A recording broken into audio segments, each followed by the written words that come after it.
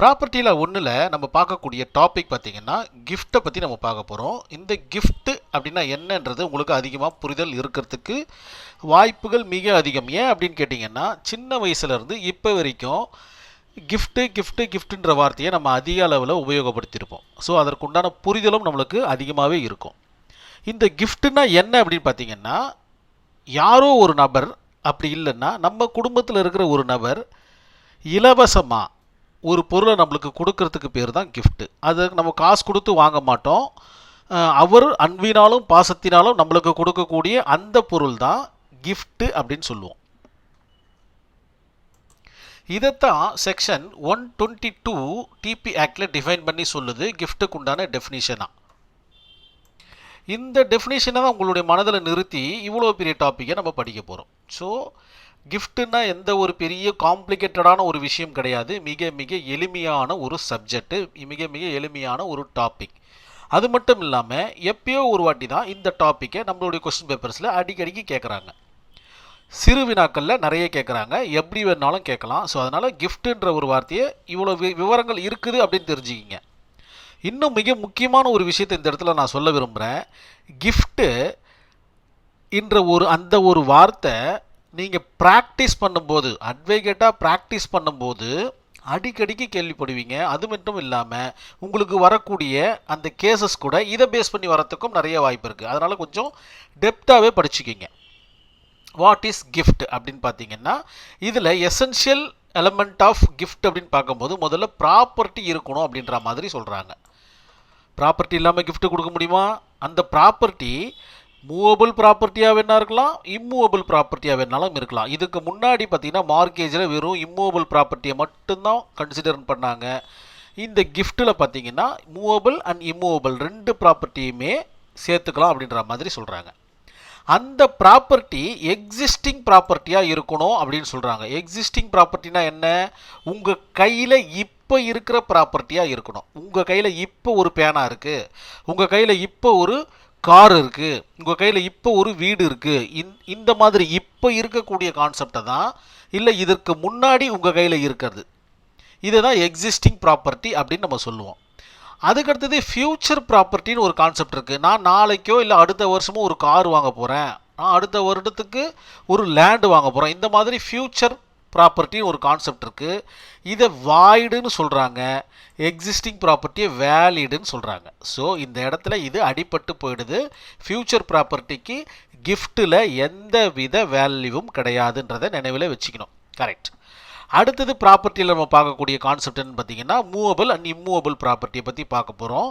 Movable property பற்றின புரிதல் கீழே கொடுக்கப்பட்டிருக்கு, அப்படியே நீங்கள் ரீட் பண்ணிக்கிங்க. Watch, car, jewellery and books and computers, இந்த மாதிரியான விவகாரங்கள். அதே மாதிரி immovable property land, house, பங்களோ and farm house, இந்த மாதிரியான விவகாரங்களை மூவபிள் அண்ட் இம்மூவபிள் ப்ராப்பர்ட்டியாக பார்க்குறோம். ஸோ இதை தான் எசென்ஷியல் 1ல் நம்ம தெளிவாக பார்த்துட்டோம்.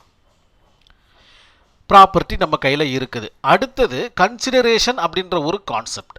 Consideration is very very important கிஃப்ட்டுக்கு. ஏன்னா இந்த இடத்துல தான் அது கிஃப்டா இல்லையா அப்படின்னு நிர்ணயம் செய்கிற இடமே இதுதான். எப்படி அப்படின்னு கேட்டிங்கன்னா, இந்தியன் கான்ட்ராக்ட் ஆக்டில் என்ன சொல்கிறாங்க அப்படின்னு பார்த்தீங்கன்னா, நீங்கள் ஒரு கான்ட்ராக்டில் என்ட்ரி ஆகும்போது வித்தவுட் கன்சிடரேஷன் வாய்டு அப்படின்னு சொல்கிறாங்க. ஒரு கன்சிடரேஷன் பரிமாறாமல் இருக்கக்கூடிய அந்த ஒரு கான்ட்ராக்டு செல்லத்தக்காத ஒன்று. ஹேப் இனிட்டிவ், ஆரம்பம் முதலே அது செல்லாது அப்படின்னு சொல்கிறாங்க. வேணும்னா நீங்கள் இந்தியன் கான்ட்ராக்ட் ஆக்டில் கன்சிடரேஷன் என்ற டாப்பிக்கை நீங்கள் பார்க்கலாம். சாரதி லா ஸ்டடீஸில் அவைலபிள் இருக்குது. ரைட்டு. ஆனால் இந்த கிஃப்ட்டை பொறுத்த வரைக்கும் என்ன சொல்கிறாங்கன்னு பார்த்தீங்கன்னா, கன்சிடரேஷன் வித் கன்சிடரேஷன் இஸ் வாய்டுன்னு சொல்லிட்டாங்க. கிஃப்ட்டை தவிர்த்து எல்லாமே பார்த்தீங்கன்னா வித்து கன்சிடரேஷனோடு இருந்தால் மட்டும்தான் வேலிடு. ஆனால் கிஃப்ட்டுக்கு மட்டும்தான் ஒரு பெரிய பவர் இருக்குது. வித்தவுட் கன்சிடரேஷன் இஸ் வேலிட் அப்படின்ற ஒரு வார்த்தையை இந்த இடத்துல ஞாபகம் வச்சுக்கணும். கன்சிடரேஷனுடைய செக்ஷன் என்னன்னா, section 2D of Indian contract act in 1872. கொஞ்சம் ஞாபகம் வச்சுக்கிங்க. இதெல்லாம் எழுதும்போது உங்களுடைய பேப்பருடைய வைட்டேஜ் கொஞ்சம் கூடும், நல்ல மதிப்பெண் எடுக்கிறதுக்கு உண்டான வாய்ப்புகளும் மிக அதிகம். ஸோ இதுக்கு ஒரு எக்ஸாம்பிள் சொல்கிறேன் பாருங்கள். ஒருத்தர் உங்களுக்கு ஒரு கிஃப்ட்டு கொடுக்குறாரு. அந்த கிஃப்ட்டுக்கு கன்சிடரேஷன் மறுபயனா நீங்கள் எதனா கொடுத்தீங்கன்னா அதுக்கு பேர் கிஃப்ட்டு கிடையாது.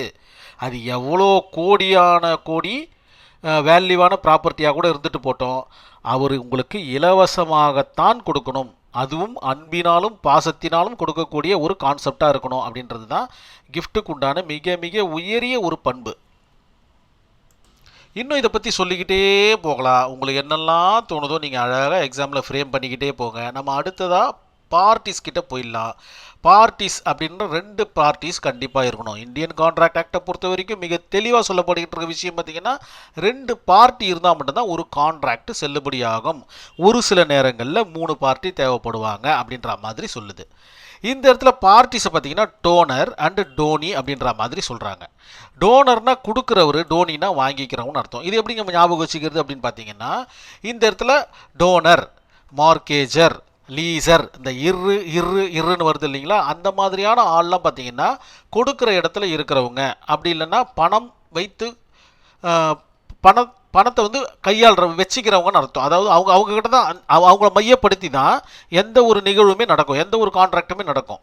மார்க்கேஜரை வச்சு தான் ஒரு மார்க்கேஜ்ன்ற ஒரு கான்செப்ட் நடக்கும், லீஸரை வச்சு தான் ஒரு லீஸ் அப்படின்ற ஒரு கான்செப்ட் நடக்கும், இந்த டோனரை வச்சு தான் ஒரு கிஃப்ட்ன்ற ஒரு கான்செப்ட் நடக்கும். இதுதான் புரிஞ்சுக்கணும். இந்த இருன்னு வரவங்களெல்லாம் நீங்கள் முன்னாடி போட்டுக்கணும். டோனி, லீசி அப்படின்றவங்களாம் பின்னாடி நீங்கள் போட்டுக்க வேண்டியது தான். இப்போ ஓரளவுக்கு ஜஸ்ட் புரிதலுக்காக தான், உங்களுக்கு புரிய வச்சுட்டா போதும், நீங்கள் வேறு லெவலில் எழுதுவீங்கன்றது எல்லாருக்குமே தெரியும். ஏன்னா அந்த மாதிரியான நபர் மட்டும்தான் எல்எல்பி படிக்க வருவாங்க. அவங்களுக்கு ஒரு உயரிய ஒரு குணம் இருக்குது, அதை தான் நான் இந்த இடத்துல சுட்டி காமிக்கிறேன். ரைட். இப்போ டோனர் அப்படின்னு கான்செப்டில் வரும்போது பார்த்தீங்கன்னா அவருக்கு ஃப்ரீ கன்சென்ட்டாக இருக்கணும் அப்படின்னு சொல்கிறாங்க. எந்த ஒரு இடையூறுதல் இல்லாமல், யாருடைய தூண்டுதலும் இல்லாமல் அவர் அந்த ப்ராப்பர்ட்டியை கொடுக்கணும் அப்படின்ற ஒரே ஒரு எசென்ஷியல் நீடை மட்டும் சொல்லிடுறாங்க இந்த இடத்துல. டோனி அப்படின்ற போது வரும்போது பார்த்திங்கன்னா ஒரு யாரெல்லாம் இருக்கலாம் அப்படின்னு பார்த்தீங்கன்னா ரிலேஷனாக இருக்கலாம்னு சொல்கிறாங்க. எனி அதர் பர்சன், யார் வேணாலும் இருக்கலாம்னு சொல்கிறாங்க. 1 or more பர்சன் இருக்கலாம்னு சொல்கிறாங்க. ஒரு பர்சன் அப்படின்னா 1க்கும் மேற்பட்டவர்கள் இருக்கலாம் அப்படின்ற மாதிரி சொல்கிறாங்க. இந்த இடத்துல டோனிக்கு என்ன சொல்கிறாங்கன்னு பார்த்தீங்கன்னா, அவர் நீங்கள் கொடுக்குற அந்த கிஃப்டை அப்சர்வ் பண்ணிக்கிறதும் ரிஜெக்ட் பண்ணிக்கிறதும் இவருடைய ரைட்ஸ்னு சொல்லிட்டாங்க. எனக்கு வேண்டாம்ப்பா அப்படின்னு சொன்னால் நீங்கள் வற்புறுத்த முடியாது. எனக்கு வேணும்னு வாங்கிட்டாருன்னா சந்தோஷம். இவ்வளோ தான் விஷயம். ஸோ பார்ட்டிஸை பொறுத்த வரைக்கும் இந்த விவகாரங்களை நீங்கள் எழுதினா போதும் எசென்ஷியலில். அதுக்கு அடுத்தது, இங்கே கொடுக்கப்பட்ட கிஃப்டை திரும்ப பெற முடியுமா அப்படின்ற ஒரு கொஸ்டின் இந்த இடத்துல ரைஸ் ஆகுது. பெற முடியும் அப்படின்றது தான் டிபி ஆக்ட் சொல்லுது. அதுக்கு ஒரு சில சின்ன சின்ன காரணங்களை தான் சொல்லுது. என்ன அப்படின்றத பார்க்கலாம். நிறைய நியூஸில் பார்த்துருப்பீங்க, தாய் மகனுக்கு கொடுத்த சொத்து, அதாவது தானமாக கொடுத்த சொத்து, இதை பற்றி தானம் செட்டில்மெண்ட்டுன்னு சொல்லுவாங்க. ஒரு தாய் வந்து மகனுக்கு கொடுக்கறது, தந்தை வந்து மகனுக்கு கொடுக்கறது, மகன் வந்து தங்கைக்கு கொடுக்கறது, அதாவது அண்ணன் வந்து தங்கைக்கு கொடுக்கறது, இதெல்லாம் பார்த்தீங்கன்னா தானா செட்டில்மெண்ட்டுன்னு சொல்லுவாங்க. இதுதான் நம்மளுக்கு நிறைய ப்ராக்டிஸ் பண்ணும்போது வரக்கூடிய ப்ராப்ளமாக இருக்கும். என்ன பண்ணுவாங்கன்னு பார்த்தீங்கன்னா, மகன் வந்து தாய்கிட்டேருந்து தானமாக அந்த கிஃப்ட் டீடை வாங்கிட்டதுக்கப்புறம் தாயை கவனிக்க மாட்டார். என்ன பண்ணுவாங்கன்னா, இவங்க கலெக்டர் ஆஃபீஸுக்கு போவாங்க, ஒரு மனுவை எழுதி கொடுப்பாங்க. என்ன பண்ணுவாங்கன்னா, கலெக்டர் வந்து அந்த மனுவின் அடிப்படையில் அந்த டீடை வந்து செல்லாத்தன்மையை ஆக்கி விட்டுடுவாங்க. ஸோ இதுதான் பார்த்திங்கன்னா அந்த வகையில் ரிவோக் பண்ணுறது. இந்த இடத்துல அதுவும் ஒரு வகையான ரிவோக் தான். அதாவது கொடுக்கப்பட்ட நபர் வந்து கவனிக்க வேண்டிய கடமை இவருக்கு இருக்குது. இலவசமாக வாங்கிட்டார், இது ஒரு கன்சிடரேஷனாக பார்க்க முடியுமா அப்படின்னு கேட்டிங்கன்னா, இந்த இடத்துல கன்சிடரேஷனை தாண்டி கடமைன்ற ஒரு கான்செப்ட் இருக்குது. நல்லா நினைவில் வச்சுக்கணும். கன்சிடரேஷனுக்கும் கடமைக்கும் இருக்கிற வித்தியாசம். ஒரு தாய் எந்த எதிர்பார்ப்பும் இல்லாமல் தான் சொத்தை வந்து தன் மகனுக்கு கொடுக்கணும், கரெக்டாக? அதுக்கு பேர் தான் கிஃப்ட். ஸோ கிஃப்ட் டீடுன்ற கான்செப்ட் கம்ப்ளீட் ஆகுது. அந்த மகன் என்ன பண்ணுறாருன்னா, அந்த தாயை வந்து கவனிக்கலை. அந்த கவனிக்கலைன்றது இந்த இடத்துல என்னவா சொல்லுதுன்னா லயபிளாக பார்க்கப்படுது, அவருடைய கடமையாக பார்க்கப்படுது. அவருடைய கடமையை எந்த இடத்துல அந்த இடத்துல தோற்று போயிட்டாருன்னா, அந்த சொத்தால் தான் அவர் இத்தனை நாள் அந்த தாய் கூட இருந்தாருன்ற மாதிரி தான் மக்களுடைய பார்வைக்கு தெரிய வரும். ஸோ அந்த சொத்தை வாங்கிட்டாருன்னா அவர் கவனிப்பாருன்ற ஒரு கான்செப்டில் தான் அந்த சொத்தை திரும்ப பெறுறாங்க. ஸோ இது ஒரு ரிவோக்குக்கான ஒரு மிக முக்கியமான ஒரு விவகாரமாக பார்க்கப்படுது. சரி, நம்ம கிஃப்ட் அண்டரில் வந்துடுவோம். கிஃப்ட் அண்டரில் ரிவோக் எப்படிலாம் பெறலாம் அப்படின்னு பார்த்தீங்கன்னா, அன்சவுண்ட் மெயின் பர்சனுக்கு நீங்கள் எழுதி கொடுத்தாலோ, அப்படி இல்லைன்னா அன்சவுண்ட் மெயின்டு டோனராக இருந்தாலோ, ரெண்டுமே டோனரும் டோனியும் அன்சவுண்ட் மெயின்டாக இருக்கக்கூடாது. ஆஸ் பர் இந்தியன் கான்ட்ராக்ட் ஆக்டில் மிக தெளிவாக சொல்லியிருக்கு அன்சவுண்ட் மெயின்னா என்ன அப்படின்னு. சரி, கன்சென்ட் போத் பார்ட்டி, இந்த 2 பார்ட்டியும் பார்த்தீங்கன்னா கன்சென்ட், அதை அவங்களுக்குள்ள ஒரு புரிதல் இருக்கணும். கொடுக்கறது வாங்கிறது கொண்டான விவரங்கள் எல்லாமே புரியணும். மிக சந்தோஷமாக கொடுக்கணும், மிக சந்தோஷமாக வாங்கிக்கணும். So consent both parties. Legally வாய்டான விஷயங்கள் ஏதாச்சும் நடந்திருந்தால் அந்த கிஃப்டை ரிவோக் பண்ணிக்கலாம் அப்படின்ற மாதிரி சொல்கிறாங்க இந்த இடத்துல. என்னெல்லாம் அப்படின்னு பார்த்தீங்கன்னா கோர்சியன், அதுக்கப்புறம் பார்த்தீங்கன்னா அன்டூ இன்ஃப்ளூயன்ஸ், அதுக்கப்புறம் fraud.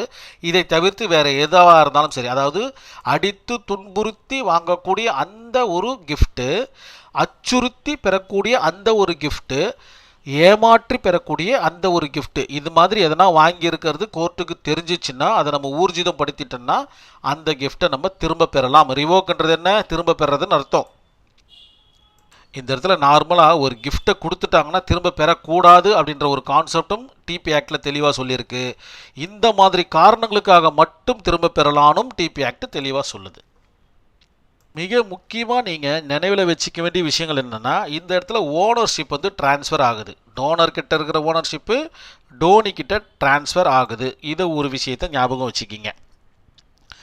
Consent must be gentle, ரொம்ப ஜென்டிலாக இருக்கணும் இவங்களுக்குள்ளே இருக்கிற அந்த ஒரு புரிதல். ஏமாற்றுத்தனமாகவோ இல்லை அச்சுறுத்தியோ இருக்கக்கூடாதுன்னு சொல்கிறாங்க. ரெண்டாவது கான்செப்ட். மூணாவது, gift must accepted by donee. இவர் முதல்ல அக்செப்ட் பண்ணிக்கணும். நீங்கள் கொடுக்கறதுக்கு தயாராக இருந்தாலும் டோனி வாங்கிறதுக்கு தயாராக இருக்கணும்.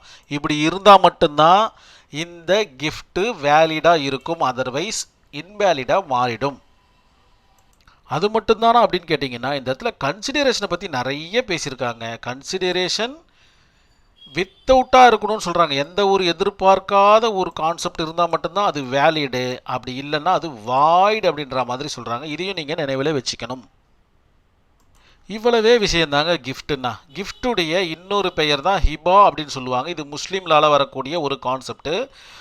ஹிபா அப்படின்னு கேட்டாங்கன்னா நீங்கள் பதற தேவையில்லை, நீங்கள் கிஃப்ட்டை பற்றி தான் எழுத போகிறீங்க. என்ன ஒரே ஒரு மாற்றம் அப்படின்னு பார்த்தீங்கன்னா, ஹிபாவில் பார்த்தீங்கன்னா முஸ்லீம் லாவில் கான்செப்டில் வரக்கூடிய விஷயம், கிஃப்ட்டு முஸ்லீம் லாவில் ரொம்ப டெப்த்தாக சொல்லப்படலை. அது மட்டும் இல்லாமல் கிஃப்ட்டை வந்து ஒரு சில கண்டிஷனோடு கொடுக்கலான்னு சொல்கிறாங்க. அதாவது நான் இறந்த பிறகு தான் இந்த கிஃப்ட் வந்து இதுவாகணும், அதாவது நடைமுறைக்கு வரணும், இந்த கிஃப்ட் வந்து இத்தனை வயசுக்கு அப்புறம் தான் இவருக்கு செல்லுபடியாகணும், இந்த மாதிரி எந்த கண்டிஷனை வேணாலும் விதித்து ஒரு கிஃப்டை பயனாளிக்கு கொடுக்கலாம் அப்படின்றதும் இந்த இடத்துல தெளிவாக சொல்லப்பட்டிருக்கு.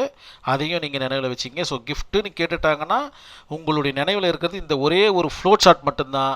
எதை வேணாலும் எழுதலாம், எப்படி வேணாலும் எழுதலான்றது எல்லாமே இதில் கான்செப்டில் இருக்குது. செக்ஷன் 122 டிஃபைன் பண்ணி சொல்லுது. 122லேருந்து 127 வரைக்கும் கிஃப்ட்டை பற்றி தான் சொல்லுது.